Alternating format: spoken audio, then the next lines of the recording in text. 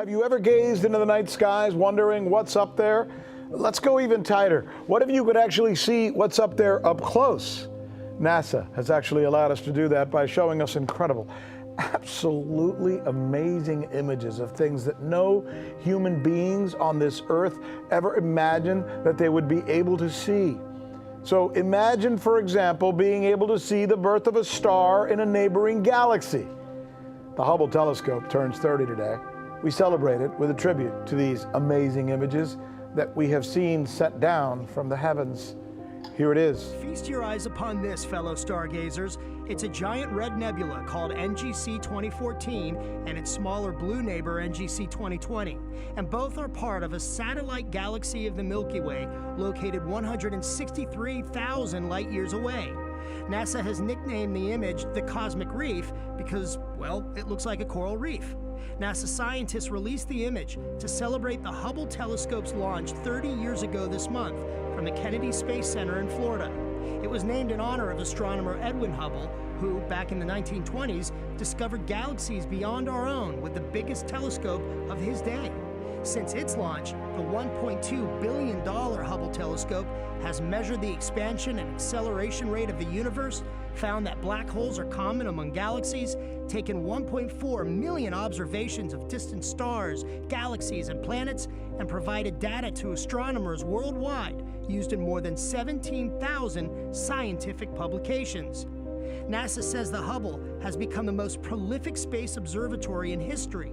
And like any delicate piece of machinery, astronauts have had to fine-tune it, making some complicated and certainly unique spacewalks and repairs over the years.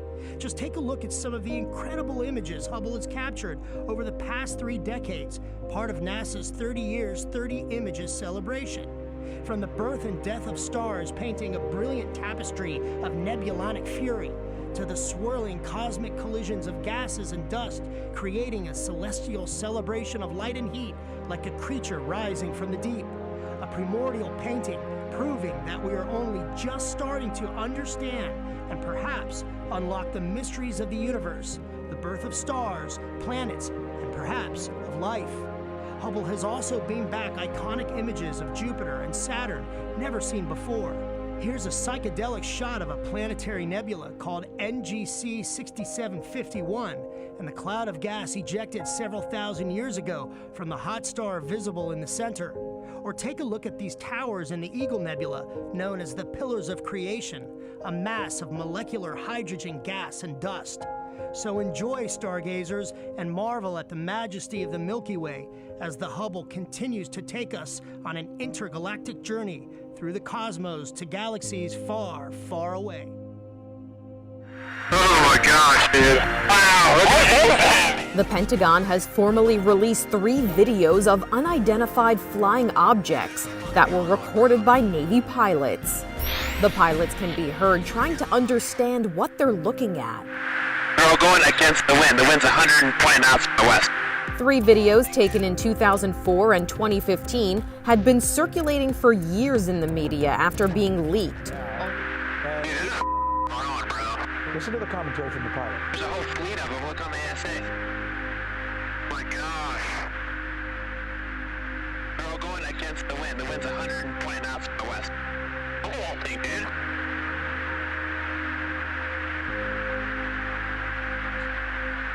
All right, you hear that? That's the pilot describing something going 120 miles into the wind. Here's another one. Let's pick another one up.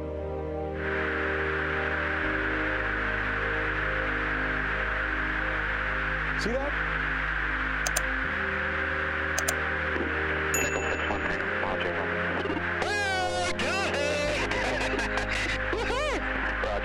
Did you see that flash? It seemed to like go into the water. All right, and now there's something else. Just today, this morning, Japan announced that it is developing a plan for its pilots in case they come in contact with UFOs. Japan, the country, is saying it's coming up with a plan to share with its pilots, both commercial and military, in case they ever have some kind of issues with UFOs. What's going on, right? Although the Navy did confirm their authenticity. The Department of Defense reportedly said it is releasing the videos now to clear up any misconceptions that the videos are not real or that there is more to them. There's look at that thing. It's rotating. But what the videos captured remains a mystery. The aerial phenomena maneuvered unlike anything these pilots had seen before. The Department of Defense would only say that the objects remain unidentified. They've been described as hornets from hell, and with good reason. The giant Asian hornet is about the size of a matchbox. Its sting can penetrate a beekeeper's suit, and they kill around 50 people a year in Japan. In December, the Washington State Department of Agriculture verified 2 sightings of the hornet. As if COVID-19 weren't enough to worry about, there is now a murderous hornet from Asia here. It is gigantic, has the potential to be able to decimate the honeybee population here, and it stings like the devil. What's it like to be stung by a giant murder hornet? Ah! Oh, this thing is stuck in my arm. Ah! Oh! Oh, searing pain. My hand is completely seized up and locked in place. Wildlife expert Coyote Peterson got stung on his show, Brave Wilderness. Look at this. If I turn my arm sideways, look at the welt on my. It will put you in momentous amounts of pain for close to 6 hours. We spoke to Peterson today. My arm kind of ballooned up to twice its normal size, so it was intense. Now, a single sting is not likely to kill a human unless you have an allergic reaction to the venom, but 30 or 40 stings could kill you. Murder hornets come from Asia and are so aggressive they actually can decapitate an entire hive of honeybees. They've been spotted for the first time in the Pacific Northwest, but there's concern they may spread elsewhere. Hornets are significantly larger when compared to the honeybee here. Insect expert Conrad Berube also got stung. He was wearing a full beekeeper suit plus thick sweatpants. I took 4 stings immediately and stung through 2 pair of pants and drew blood in 2 places. So as if we didn't have enough to worry about these days, here come murder hornets. Hornets that we have on the planet. And so that's what makes them so unusual and makes them so striking to people. They do not occur here. It's thought the hornets were either deliberately released or arrived as stowaways on international cargo. They become active in the spring, and scientists say just 15 of these giants can destroy an entire colony of 30,000 bees in hours. Their habit of devouring native honeybees is now a real concern. Our biggest fear is that it will actually impact small beekeepers and maybe drive them out of business and raise costs for larger beekeepers. It's just something we don't want to see happen. Plans are now in place to begin trapping and killing the hornets before they establish themselves as a dangerous invasive species. Study that has revealed organic molecules in a well-known meteorite from Mars. And most of you are going, what? So what we want to do is try and break this down for you like in the building blocks of life, because that's really what this is about when it comes to the red planet. Organic molecules are the backbone of all life on Earth, although they can also come from non-living sources. Today, the surface of Mars destroys organics, making them difficult to detect. But through advanced technology, scientists are continually making new discoveries on the red planet. Most recently, scientists looked at Mars in a different way, exposing organic molecules and nitrogen. The study, published in the journal Nature Communications, was conducted by researchers at the Institute of Space and Astronautical Science at the Japan Aerospace Exploration Agency.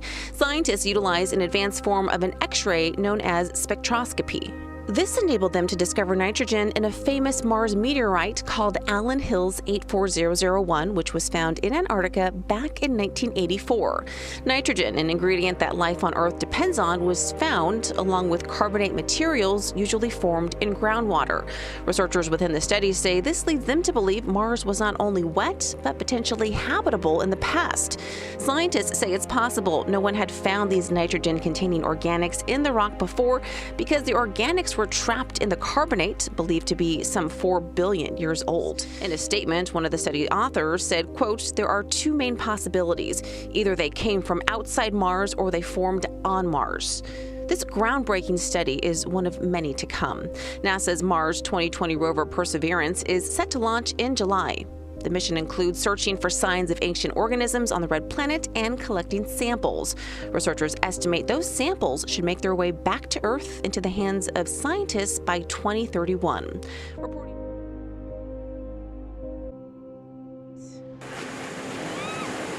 This picturesque magnetic blue charging through the waters of Southern California like a bolt of electricity.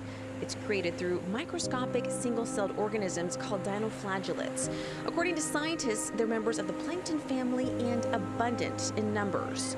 During the day, the water will look discolored. This reddish or brownish phenomenon is known as a red tide. And at night, since it's bioluminescent, this gorgeous blue light illuminates in the waves. The reason behind this beautiful sight is actually a means of survival for these microorganisms. If a predator attempts to grab the organisms, the force of the grab activates the bioluminescence. The light is then used to scare or startle the predator. Take a look at this video posted to Twitter. You can see dolphins glowing as they swim off the coast of San Diego. As they splash into the water, you can see this bioluminescence happening in real time. Here is another group of dolphins swimming through the waters of Newport, lighting up the ocean.